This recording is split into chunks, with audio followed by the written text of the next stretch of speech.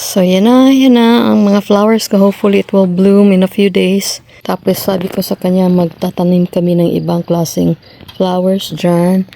Tsaka dyan. Tapos, bukas ay lalagyan na namin ng mga bushes doon. Deadline namin is going to be on the 30th. So, sana wala na silang masay.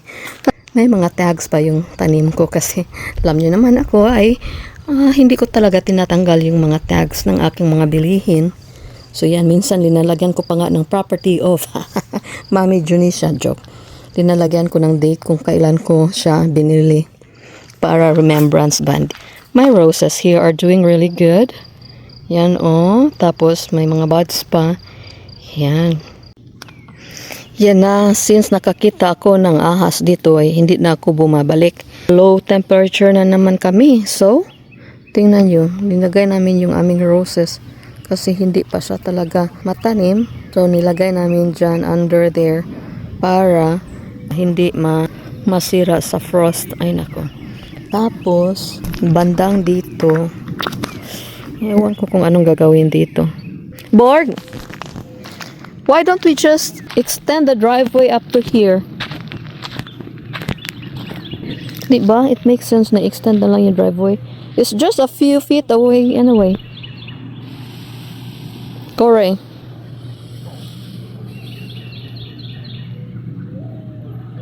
Wala. Nice talking to myself.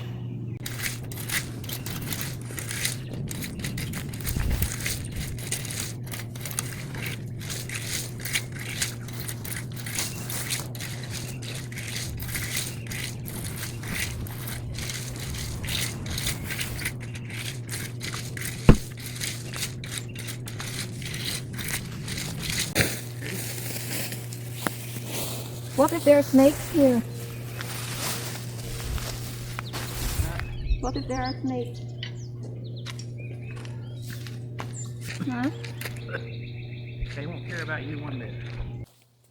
They won't care about you one bit. One bit ka dyan pag napaakan ka ng ahas na ko. Pero sabi niya, garter snake lang daw yun. Hindi daw nangangagat at hindi daw lumalaki. Hindi nangangagat. Mukha pa lang pag tinitingnan mo para ka nang kinakagat ng ilang beses.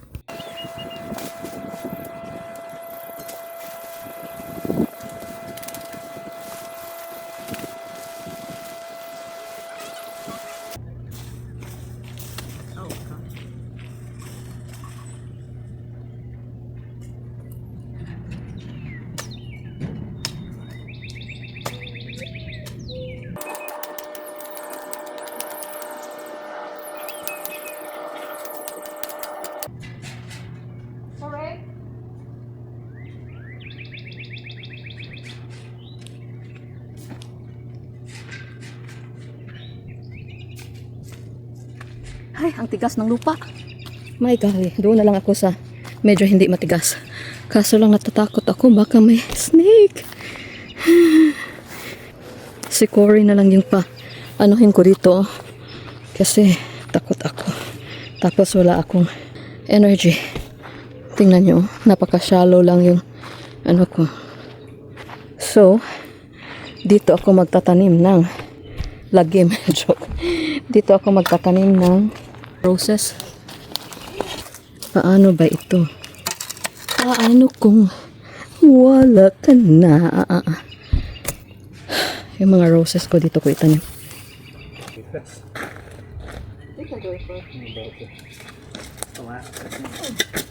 This stuff is not like You can water it first. If you like. stones over it. Yeah, I know.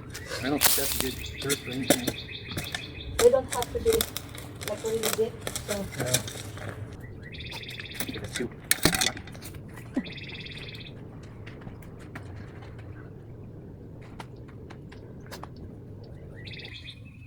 Alam nyo guys, dahil sa medyo may pagkabangin itong lupain namin dito, nako, halos kaming lahat ay nadisgrasya, natapilok at nabalintong.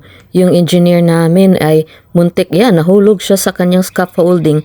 Tapos si Dan na slide dun sa kabilang side ng bahay. Sabi niya 1 week daw niyang iniindang yung sakit ng likod niya.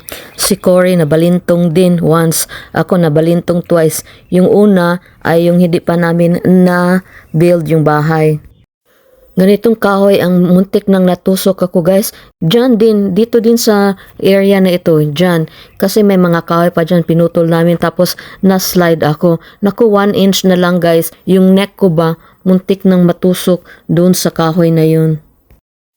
Tapos second time na na-slide ako kasi linagyan na namin ng gravel yung driveway namin kasi dahil bakilid, na-slide ako guys. So buong katawan ko talaga, buong bigat ng katawan ko guys ay nabagsak doon sa gravel. Tapos paglingon ko, yung ulo ko muntik nang mauntog doon sa malaking bato. 6 inches na lang galing sa ulo ko ang malaking bato.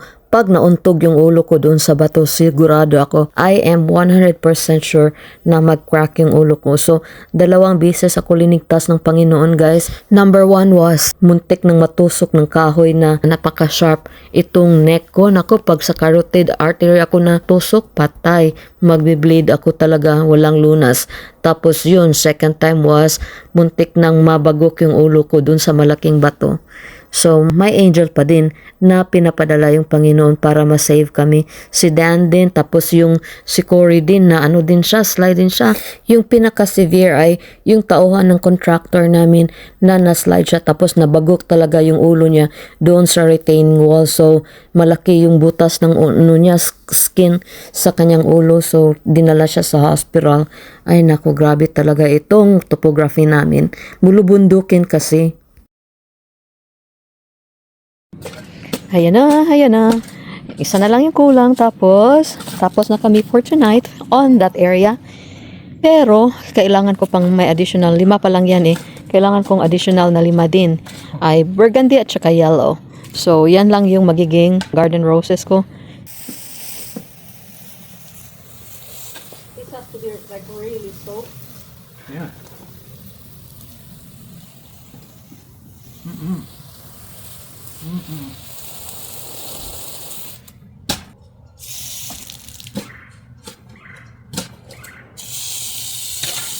What kind of... Changed it, yeah. No, that's no. You got to put it back to what it was. That's just running off.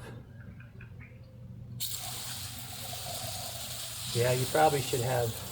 Oh well, mulch already. Can you dig a little bit here so... What you really need is mulch on these. Just get a bag of mulch and then put them around. Yeah, we can dig a flat area here or indention there. I can't dig here.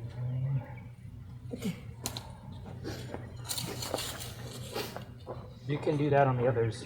Oh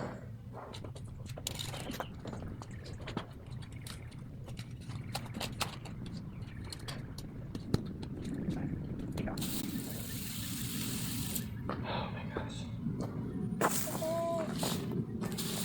What's that? You get yeah, we'll get mulch and put it around.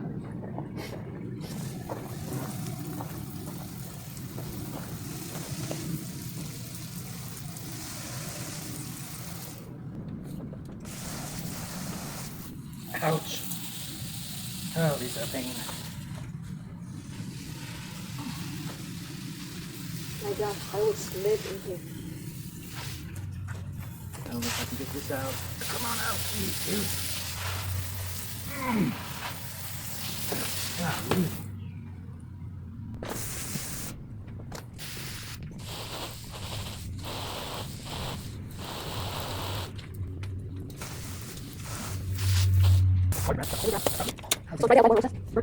Man, I looked at, you know that guy that sold us, the lady that sold us the roses? Yeah. So I texted the husband, I said, where did you guys get the roses? He said, he gave me a website. Each one is $65.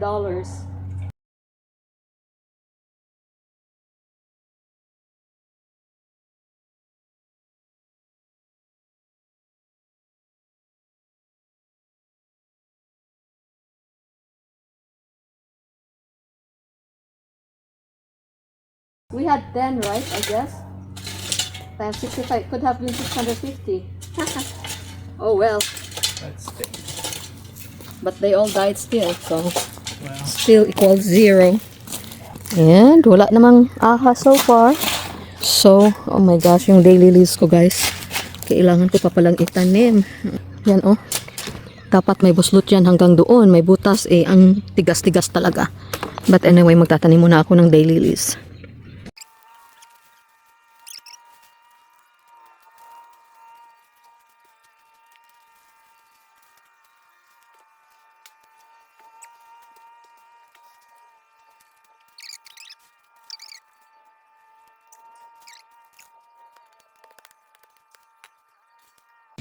Ay, di kaya. Shallow lang yung mga holes na nadig ko.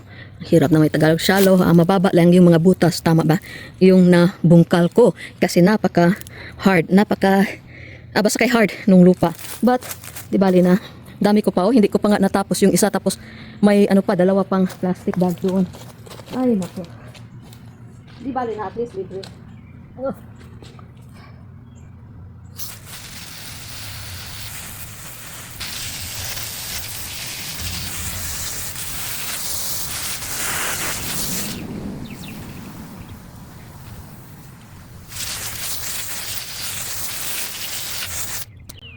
Yan.